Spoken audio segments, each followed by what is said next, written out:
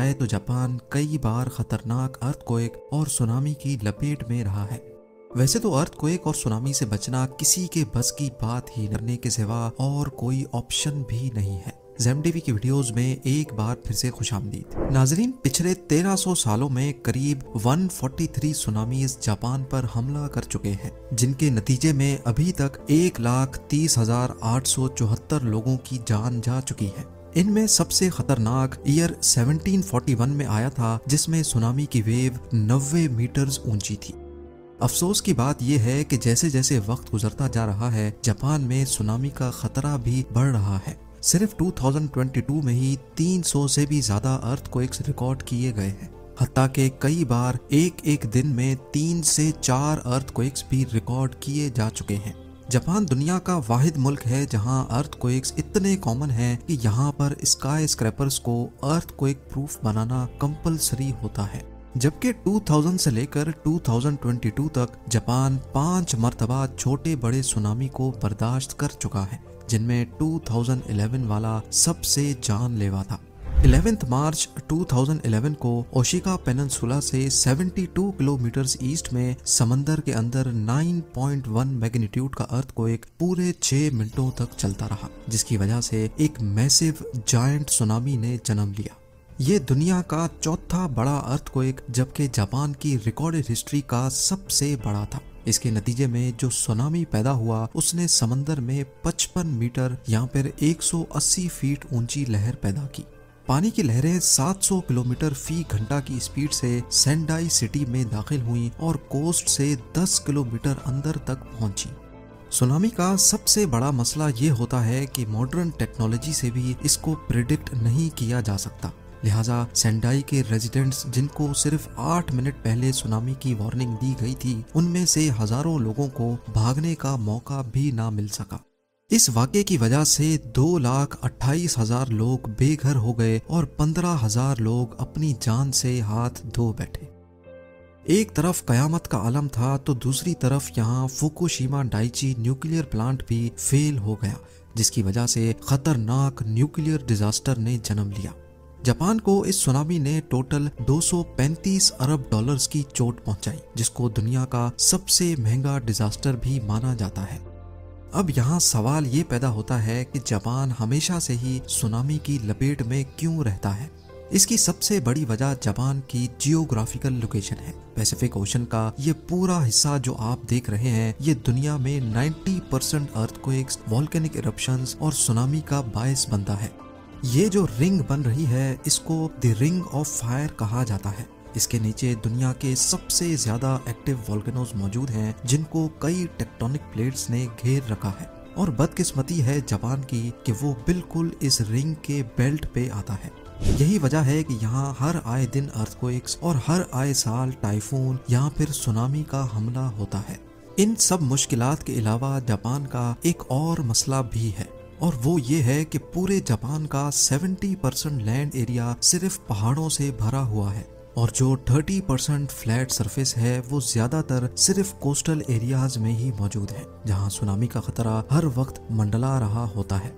पहाड़ों पर पूरे शहरों को शिफ्ट करना तो एक इम्पॉसिबल टास्क है, लेकिन अपनी कोस्टल सिटीज को बचाने के लिए जापान पिछली सदी से मेहनत कर रहा है और इसकी अप्रोच सबसे अलग है। जापान ने अपने हाई रिस्क एरियाज को बचाने के लिए कोस्ट पर सी वॉल बनाई है, और ये कोई अभी की बात नहीं है, बल्कि सी वॉल्स काफी अरसे से जापान के कोस्ट का हिस्सा रही हैं। 1896 और 1933 में भयानक टाइफून ने जापान के टेरो नामी गांव पर हमला किया था, लेकिन उसके बाद ये गांव कोस्टल डिफेंस सिस्टम की एक आला तरीन मिसाल बन गया, जहां जापान ने 2.4 किलोमीटर लंबी और 10 मीटर ऊंची 2 वॉल्स खड़ी करके गांव को समंदरी लहरों से काफी हद तक बचा दिया। इसके बाद जापान की दूसरी कोस्टल सिटीज में भी ऐसे ही स्ट्रक्चर बनाए गए, लेकिन 2011 वाला सुनामी इन दीवारों से भी कहीं ज्यादा बड़ा था। सी वॉल जो सिर्फ 8 मीटर ऊंची वेव्स को रोकने के लिए बनाई गई थी, सुनामी की ये लहरें 12 से 15 मीटर ऊंची थी। इन 10 मीटर की दीवारों ने बेशक सुनामी की लहरों को काफी हद तक रोका, लेकिन कई मकामात पर लहरों ने पूरे के पूरे स्ट्रक्चर ही उखाड़ दिए। 2011 अर्थक्वेक के बाद जापान ने सी वॉल्स को और ज्यादा ऊंचा और लंबा करने का फैसला किया। इस काम के लिए 1200 करोड़ डॉलर्स अलग किए गए और फैसला किया गया कि ईस्टर्न कोस्ट पे 400 किलोमीटर लंबी 15 मीटर ऊंची दीवार बनाई जाएगी।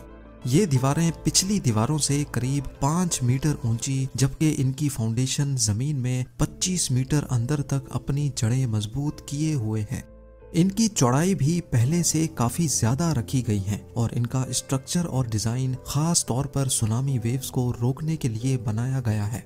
इस काम के लिए पहले सिमुलेटर की मदद से आर्टिफिशियल सुनामी पैदा किया गया, जिससे इंजीनियर्स ने हर तरह के वेव पैटर्न पे वॉल्स को टेस्ट किया। एक वाइब्रेटर की मदद से 2011 अर्थक्वेक जैसा पैटर्न पैदा किया गया। वेव्स कितनी बड़ी होंगी तो कितना प्रेशर जनरेट करेंगी, ये सब पहले सिमुलेटर की मदद से कैलकुलेट किया गया था। सिमुलेटर पे नोटिस किया गया कि 2011 सुनामी की लहरों ने डायरेक्टली जापान को नुकसान नहीं पहुंचाया था, बल्कि इसने फ्लड की सूरत में, सैलाब की सूरत में आगे ट्रेवल किया। और ऐसा इसी वजह से हुआ क्योंकि सी वॉल्स ने काफी हद तक वेव्स का प्रेशर तोड़ दिया था। सिमुलेटर पे टेस्टिंग के बाद सी वॉल्स को अब कर्व शेप में डिजाइन किया गया है, जिसमें क्लियरली देखा जा सकता है कि पानी जब सी वॉल से टकराएगा तो इसका कर्व शेप लहर को वापस यू टर्न करवाएगा और ऐसे एक लहर वापस पलटकर पीछे से आने वाली दूसरी वेव का प्रेशर तोड़ेगी।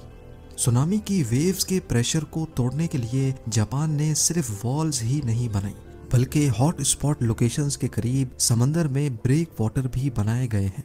जब लहरें कोस्ट की तरफ बढ़ती हैं तो पहले ये ब्रेक वाटर इनका प्रेशर तोड़ता है, उसके बाद ये 15 मीटर ऊंची वॉल्स। दूसरी तरफ लोकल कम्युनिटीज इस सी वॉल से खासी तंग है, क्योंकि कई मकामात पर ये वॉल्स 4 स्टोरी बिल्डिंग जितनी ऊंची हो जाती हैं, जिससे लोगों को ऐसा महसूस होता है कि वो किसी जेल में बंद है। कुछ लोगों को डर है कि जापान इन सी वॉल्स की वजह से अपने टूरिस्ट खो बैठेगा। जापान ने सुनामीज को 2 अलग अलग लेवल्स में डिवाइड किया है। लेवल 1 सुनामी जो हर 50 से 60 सालों में आता है, इनकी लहरें 15 मीटर तक ऊंची होती हैं और इन्हीं के लिए ये दीवारें बनाई गई हैं। लेकिन लेवल 2 सुनामी जो कई 100 साल या 1000 साल में एक मर्तबा आता है, ये सी वॉल्स अकेली उसको भी नहीं रोक पाएंगी।